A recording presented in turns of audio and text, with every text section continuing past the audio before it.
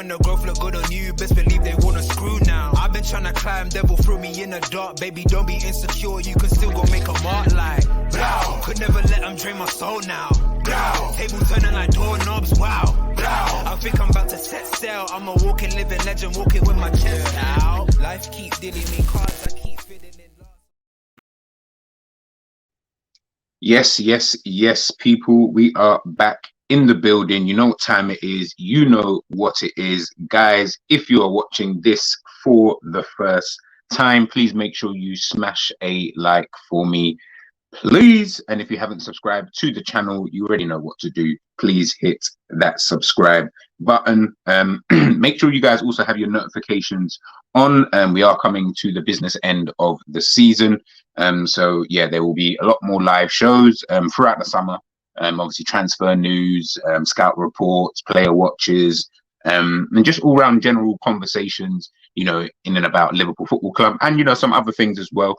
I'm gonna start introducing, you know, some different type of football topics, you know, to the channel and stuff like that. So guys, if you've also got any requests, anything like that, please do let me know. Anything you feel that, you know, maybe I should speak upon. You already know, I've already got the hot topics, the hot take, should I say, sorry.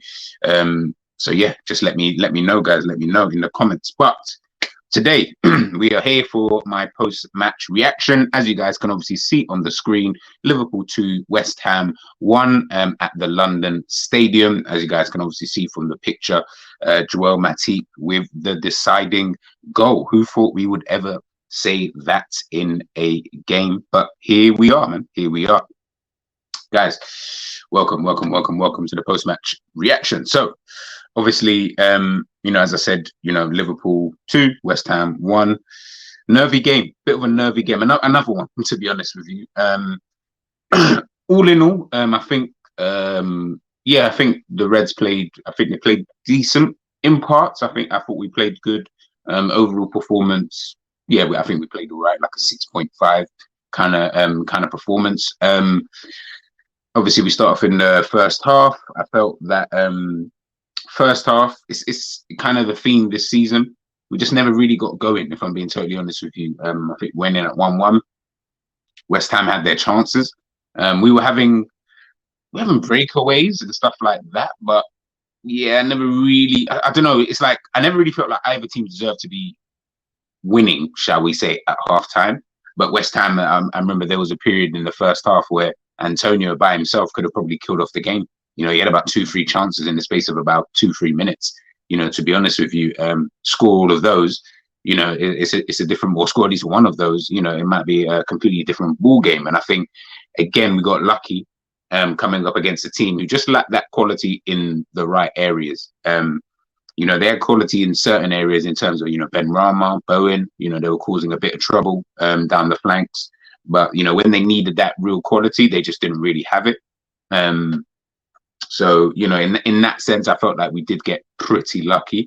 Kept the ball, as I expect. Was it a dominant display? Nah, not really. You know, even if we look at the stats, to be honest with you, stats are always a funny thing, because obviously if you don't watch the games, I'll take this banner off for you guys. If you don't watch the games, you'll immediately think, oh, you know, Liverpool were, you know, so dominant that they should have blitzed the game. I didn't really see it like that, to be honest with you. West Ham had their chances, to be honest with you. Corner kicks, offsides, throw-ins, keeper saves, you know, 2-1. So it's not like we were working, you know, the keeper that much, to be honest with you. Total passes, as I said, look, 838 to West Ham's 309. A lot of those passes, I'd probably say 200 to 300 of those were just nothing passes, you know, just passing around at the back, Van Dijk to Matip, vice versa, Alisson, you know, those kind of silly passes, you know, that we do at the back. Attacks, 153 to 88. Again, West Ham having a lot of attacks. You know, that's a lot of attacks for another team to have. Dangerous attacks is exactly what I was kind of focusing on, because it was only 51 to 47. So again, like I said, if you didn't watch the game and you maybe looked at other aspects of that statistical analysis, you might think, oh, Liverpool are really dominant. But again, if you look at the dangerous attacks, that kind of tells you, you know, they're in, you know, that West Ham were posing some form of a threat, you know, in that, especially in that first half. But in the overall game. Obviously, we'll go on to the penalty that wasn't given by Thiago. We'll talk about that obviously in a second. But yeah, like I said, tough game. It was a tough game, and West Ham did make it really, really difficult for Liverpool. It's funny because we look at let's just go straight into obviously the lineup and my match ratings for the game, and then we'll talk about a couple of the players. Ali, as per usual, you don't really have much to do in these kind of games. I don't know what he was doing for that goal, to be honest with you. I don't know if it just caught him off guard or whatever, but I gave him a 6. Matip, I felt, who was man of the match of the game, did feel that he, not that I wouldn't say that he had too much trouble, but he found, in my opinion, he found it uncomfortable at times, playing at that back there, comfortable on the ball, which I always keep saying, and that was one thing I really wanted to kind of get onto was, when we look at Matip, obviously this is his heat map for the game, obviously on that right centre back kind of role. So obviously that's the area of the pitch that he was mostly in. Now, a lot of people keep saying to me, Konate, he's fantastic and stuff like that. And again, I agree. I do believe that Konate is a very, very good, centre back. And I believe that if you're just talking purely defending, Konate is probably the best defender out of everyone, better than Van Dijk, better than Matip, better than Gomez, all of them. He is the best at defending, can kind of do that art of defending really, really well. But if we're going to be playing this new system, this new style, as I keep saying to everybody, and again, I saw a lot of people talking about this after the game,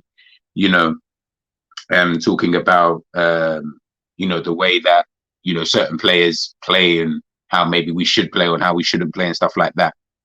It's not necessarily even about just having the best defender in a system like this.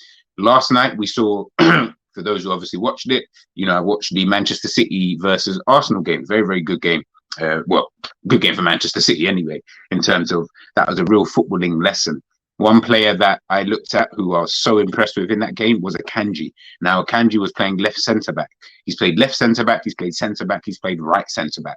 In each of those positions, because he is so comfortable on the ball and he can defend a little bit. You know what I mean? He's a very, very competent defender. So he's not the best. He's not better than a Konate, for example, in terms of defending. But because he's good enough, and because he's very comfortable on the ball, good at passing, can find a pass, can dribble, get himself out of certain situations, it works in that back line. And this is exactly what I meant in regards to a Konate. And hence the reason why Matip, for me, was having such a good game. Because Matip falls into that Akanji. I think they're both at the same level, if I'm being totally honest with you. They're good defenders. They're not great defenders, but they're good defenders. On their day, they can probably get the man of the match, or like Matip did.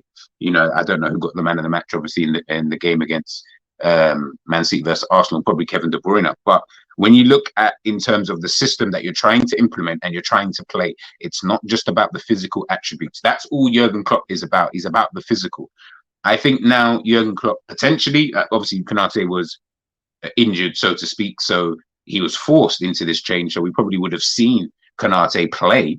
But when you're looking at this type of system, you need to have defenders who are comfortable on the ball. You cannot have this brute force. I'm not saying Konate can't play in some games. Of course he can.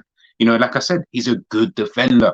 There's not going to be every single game that you'd want to see a Matip play. Obviously, that's for next season anyway. But if I'm looking at the summer, and this is what I meant about Liverpool being smart in their business. We talk about the midfield, and obviously we'll get onto the midfield because you guys can see the ratings here. But when we're talking about, we need to sort out certain positions, in my opinion, first. Midfield, yes, that's a priority, so to speak. But the centre-back roles are equally, in my opinion, as important. There is no point having this fantastic midfield, but then you've got centre-backs who none of them can play ball. Because then what then ends up happening is what we saw with Konate over the last couple of games. You're seeing the physical side of things, and you're like, yeah, he's really, really good. Oh, bloody hell, when he's on the ball, he's nothing. Do you know what I mean? He's just not comfortable. And that's just because that's just not his game. I don't blame him. I'm not getting onto him.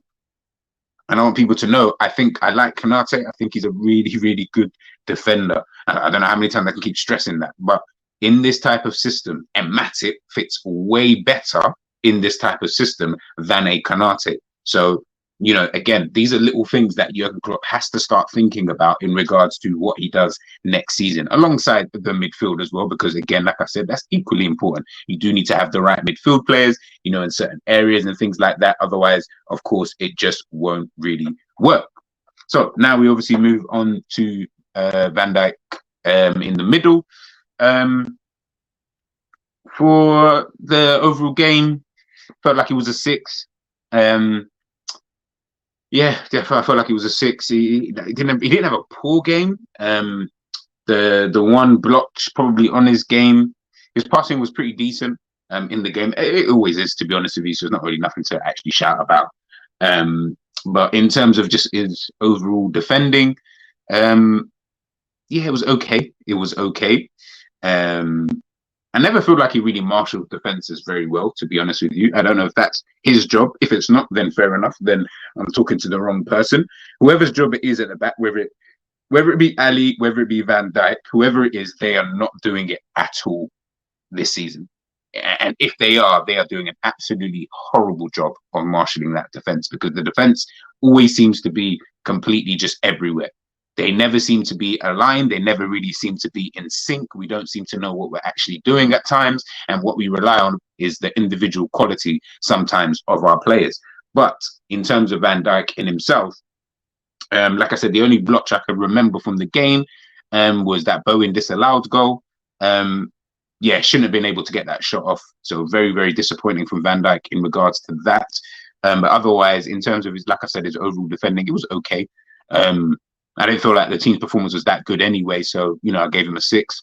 Robbo got the assist for the winning goal for Matip.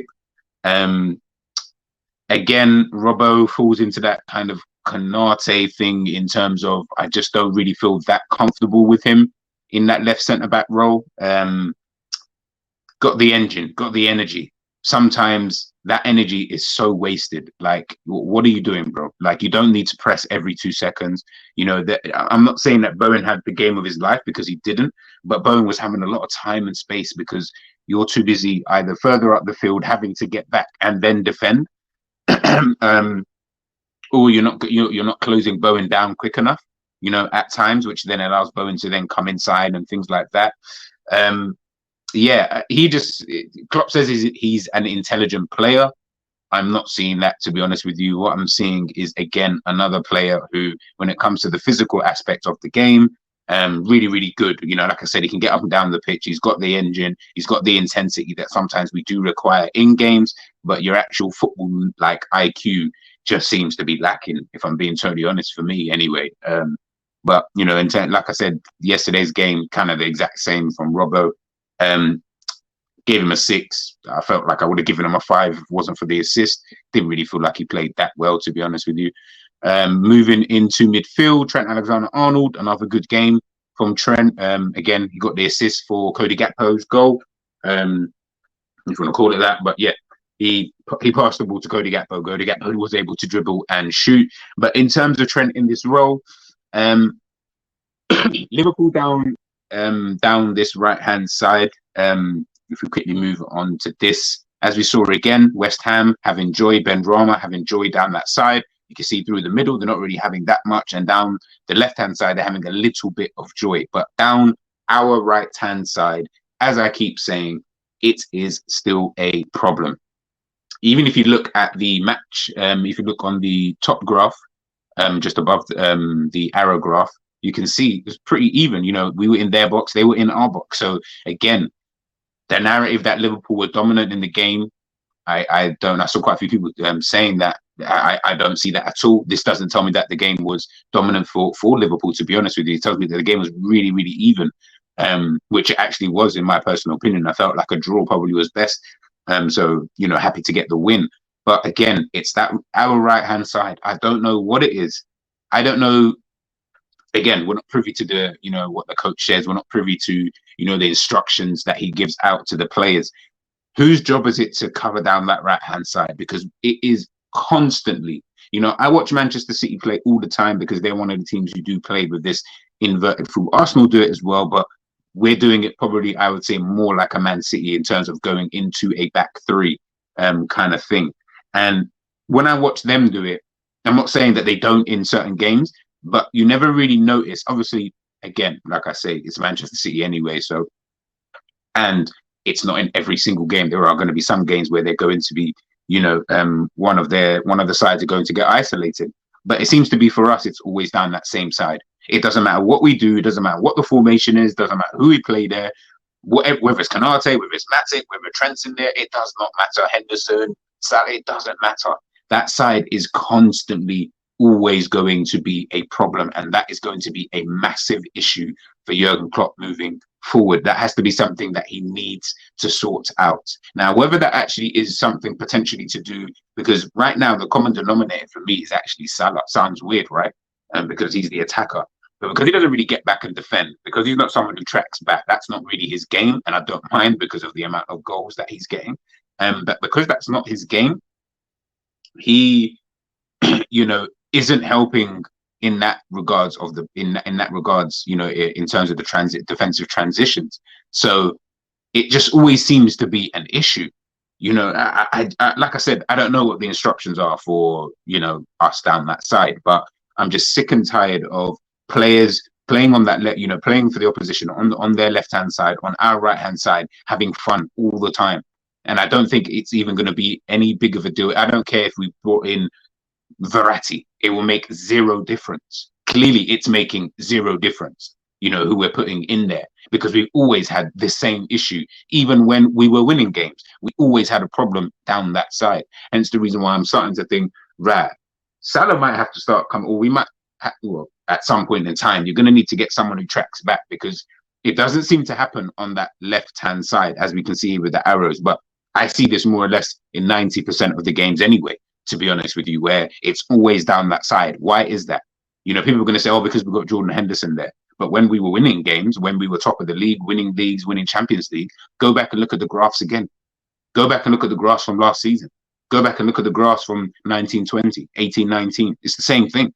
It's the exact same thing. We're having the same issue. It has never changed. So that's why I say, and again, Salah's my guy, you know, and I don't want to get onto him, so to speak, but does he need to maybe help a little bit? Does he need to drop back just a bit, just to help out? Sadio Mane used to do it quite a lot. He used to work very well in tandem, you know, with, you know, Andrew Robertson. That's why that side always seems so solid. People used to think, oh, it's because they got Van Dijk that side. No, it's because we had Sadio Mane that side. It's because we had Andrew Robertson that side. Van Dijk was just the final boss, like in Street Fighter. He was just in Bison. You know, he was just a guy that you had to kind of, you know, as I said, the final boss kind of thing. Get past him, then yeah, then we're really fucked. But you still had to deal with Ryu and Kent, you know, down that left-hand side. And I think that's where I'm seeing issues, is that Salah not dropping, not really helping in defense. He does it sometimes, you know, randomly. He might decide to run back and, you know, help out. But as an overall, because that's not his game, and maybe that's not the instruction, you know, from Jurgen Klopp, maybe that's why. Again, I don't know what it is, but even putting Trent in defensive midfield, again, we always look at the positives. We always, people always try to look at the positives, and fair enough, he got himself another assist. Like I said, he was neat and tidy in the middle of the pitch, got his passes off and stuff like that. We know what Trent can do with his passing. You know, give Trent, if you give Trent time on the ball, then he'll pick out a pass. He's one of the best passers in world football. You know, that's probably the biggest compliment I've ever given him. But he is easily one of the best passers of the ball in world football. Do not give this man time. But once, you know, West Ham started to press a little bit in games, he did look a little bit shaky. Didn't really look like he could handle himself. And again, like I said, down that right-hand side, you know, I don't know, and I don't want to pin this on him, and I'm not trying to, but I just need to know whose job is it? Is he supposed to be coming back and helping out in defense, you know, when we are defending? If so, he did an absolutely terrible job of that last night. If he isn't, then fair enough, you know, all good. But in my opinion, I'm pretty sure that that's what we were supposed to be doing. Was Trent starts out in that sixth position when we are defending, and especially when the ball is on that side, you drop back into that right back role, and then we go back into a back four with Fabinho obviously starting back into defensive midfield, and then we have the 4-3-3, like we usually do.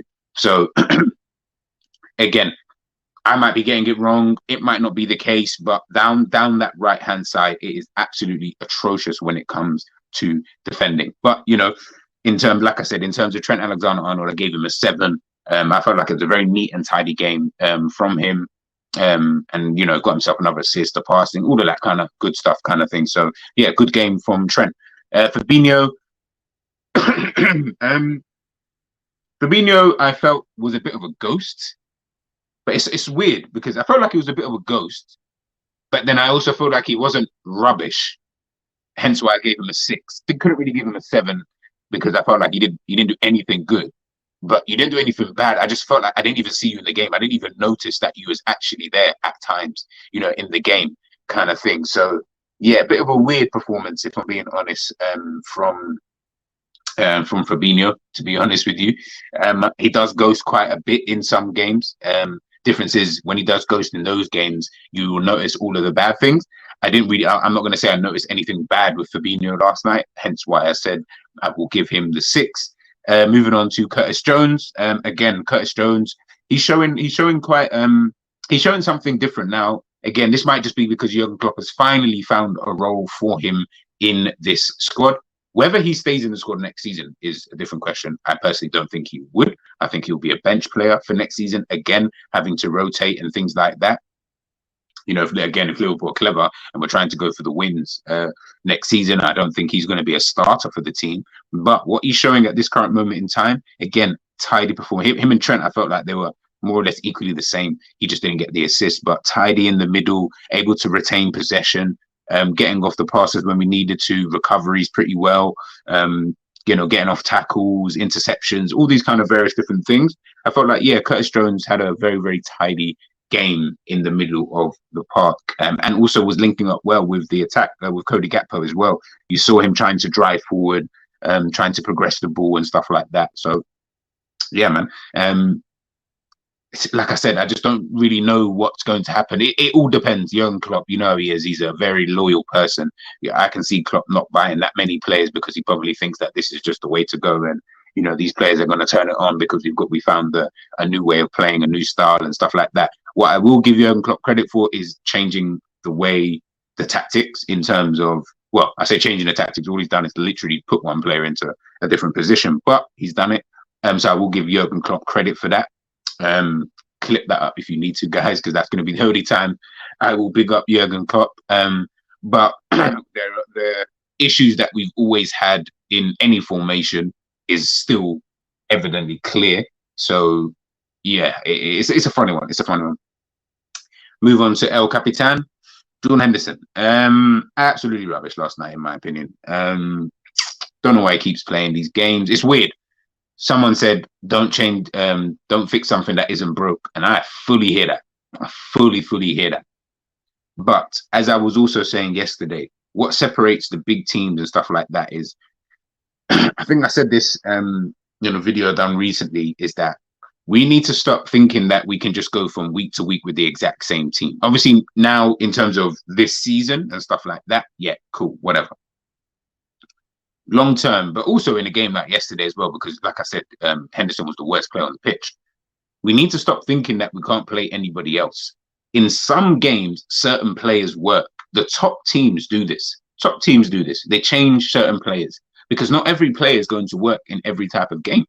Do you get what I'm trying to say? Like, not every type of play, like this team won't work against a Manchester City, regardless of the form that we're in. It just wouldn't work.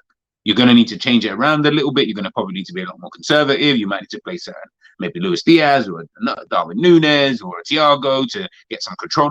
Whatever it is, you need to be able to change it up.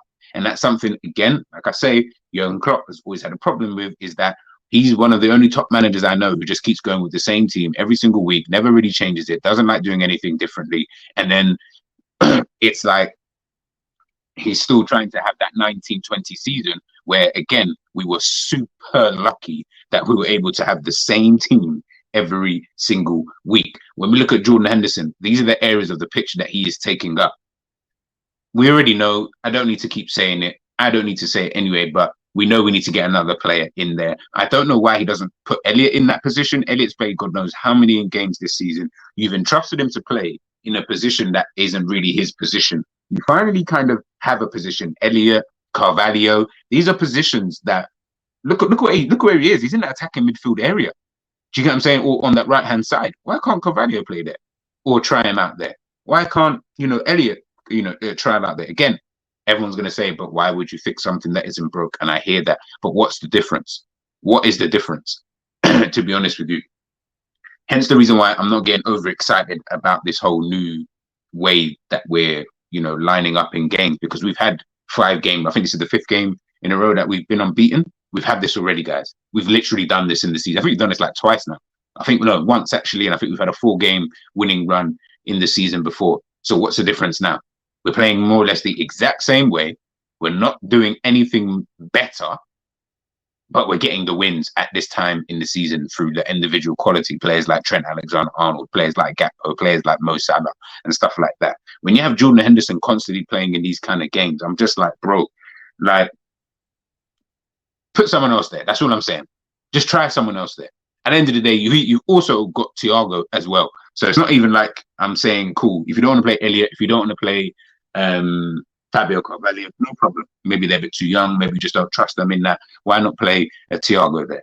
Just something different. Someone with a bit more tenacity, someone with a bit more energy, kind of thing. Because Jordan Henderson in there, he just lacks that quality that you need in those areas of the pitch. When you're in that attacking area, Jordan Henderson does not really have the quality. Unfortunately, that's just not his game, has never really been his game. So you need to put someone there who has that kind of quality, who is confident in and around those kind of areas. But again, we move. Salah, he was rubbish, man. I barely even noticed that he played. Isolated at times, wasn't really getting touches of the ball. And when he was, just kind of wasteful with it, couldn't really get himself into the game. And I said this on Jerry James's show. I literally said this when me and Michael Talks was talking before the game. I said, watch Salah versus Cresswell. Cresswell is not that good of a player, but I guarantee you that when he comes up against Mo Salah, Salah's not going to have a good game. And exactly that happened. Why? Because Mo Salah seems to have an issue when he comes up against these kind of fullbacks. Robinson, I think is it Robinson from Fulham?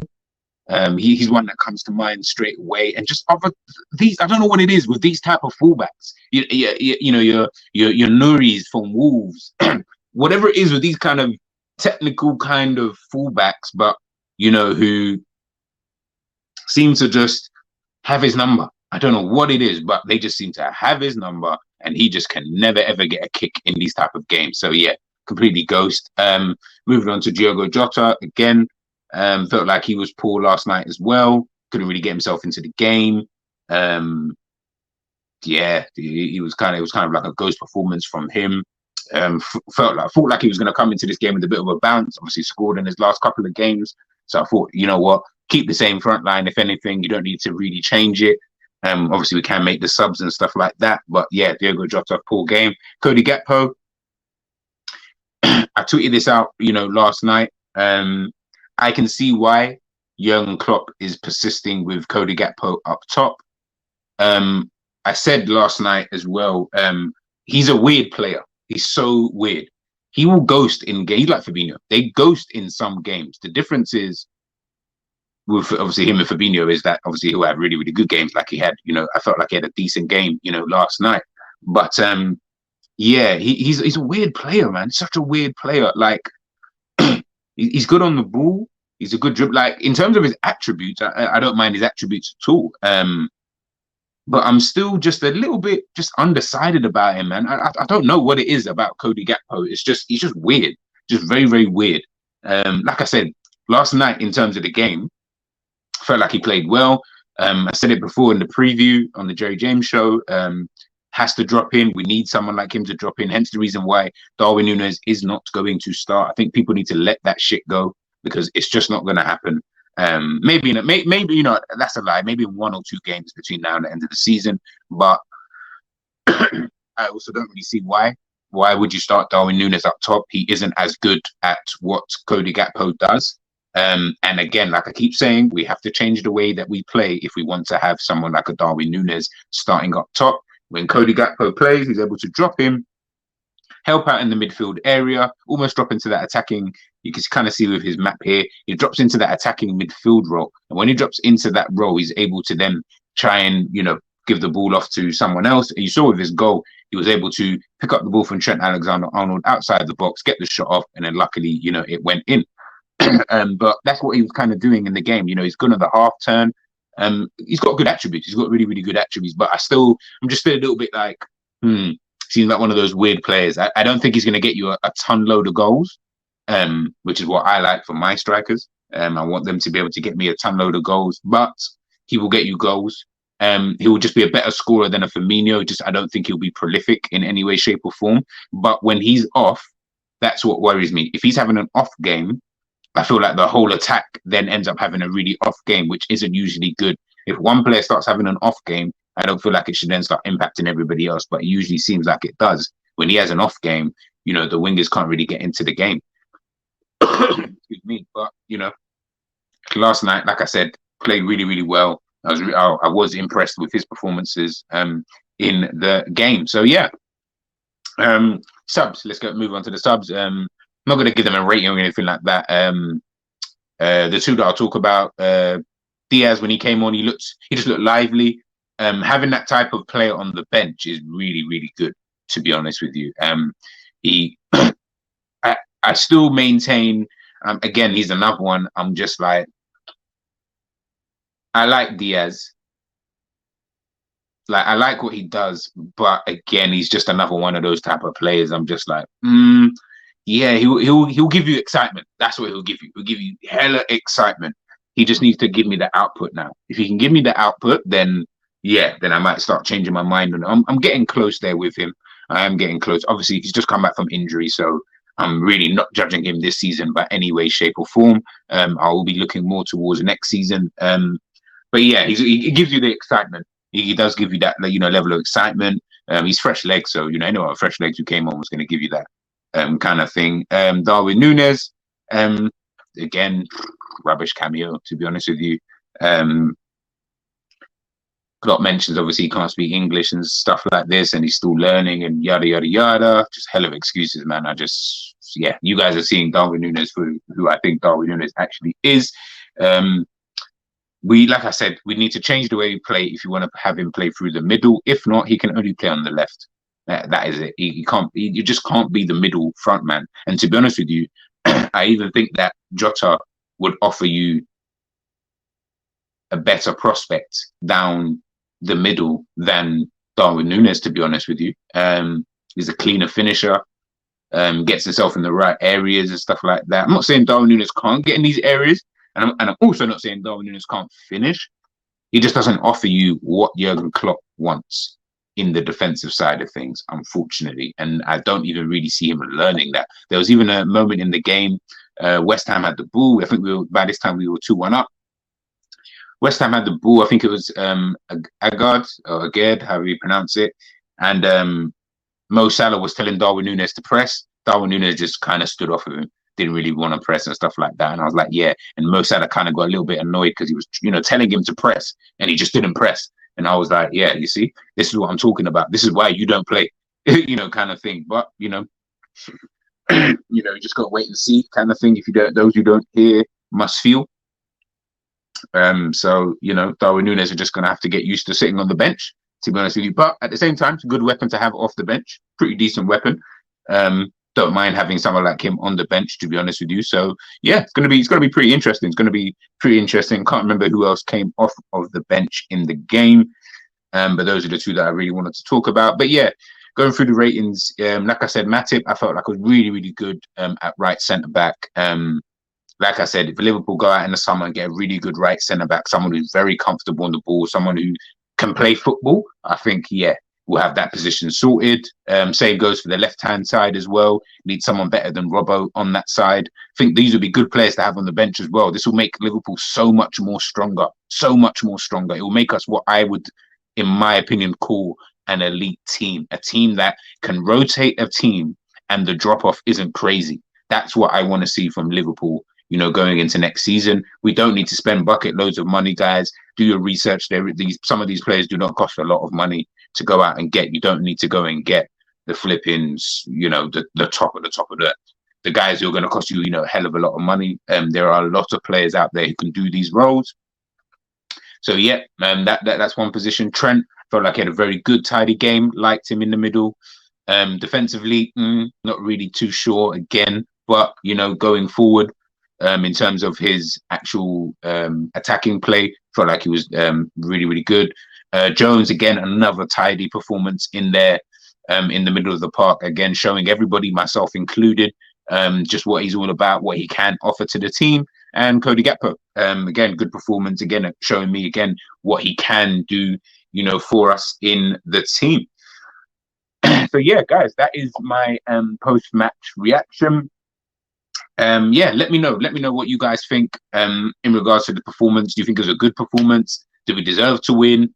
Who was your standout player of the game? Is there anything that you didn't really like, you know, during the game, kind of thing? Let me know, you know, guys, in the comment section below. I'm G. That is my post-match reaction, done and dusted. Make sure you like, make sure you share, make sure you subscribe, and I am out.